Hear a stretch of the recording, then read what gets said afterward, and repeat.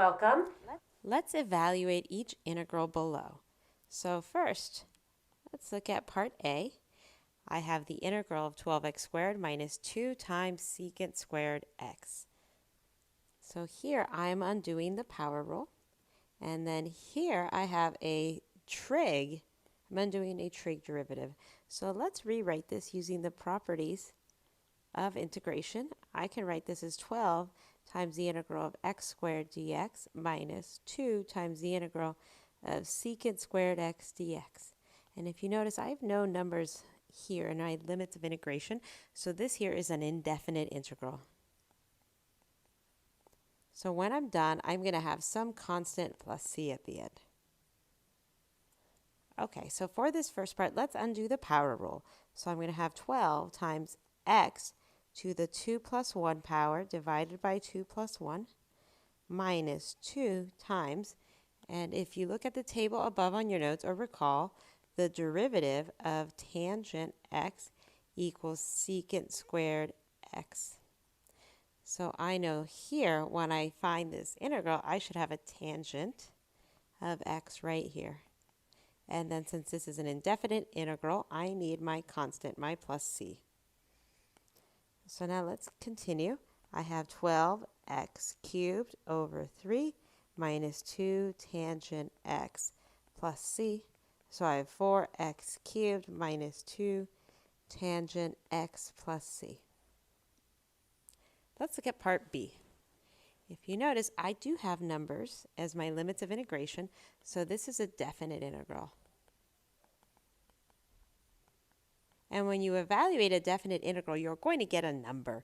It might not be a nice number. It might be an ugly fraction, a long decimal, but you could also get a number like 5. So basically, this one will give you a number. This one, an indefinite integral, will give you a family of functions. So let's look at part B, this definite integral. And let's rewrite this again as the integral of 2 times 1 to 2 of t dt minus the integral from 1 to 2 of 1 over t dt. So this first one is also undoing the power rule, since we always have a 1 there as the exponent. So this becomes 2 times t to the 1 plus 1 divided by 1 plus 1 power minus, and now let's not do the same thing here. Don't write this as t to the negative 1 power, since then you'd be tempted to use or undo the power rule, but what we really have is the natural log of the absolute value of t.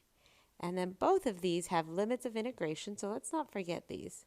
So we have to evaluate both of these from 1 to 2.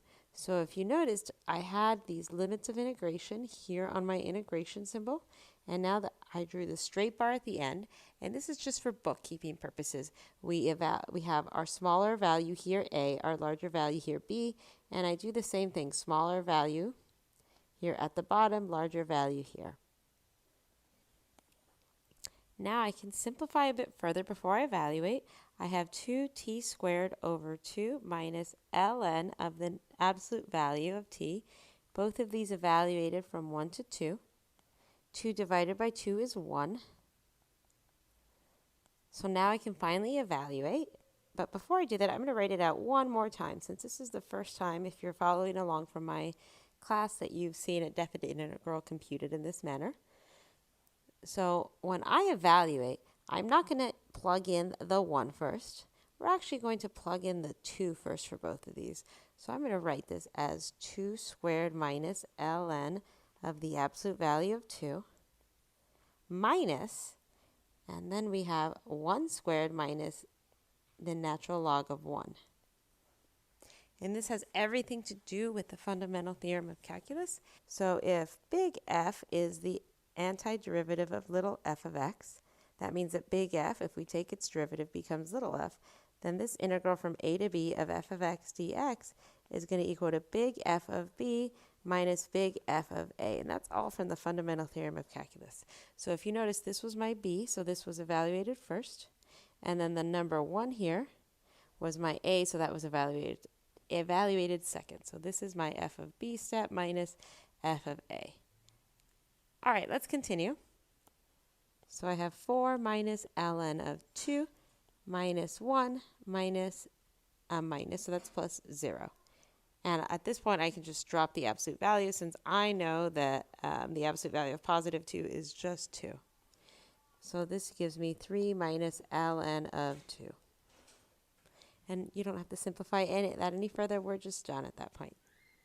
Hope this video was helpful.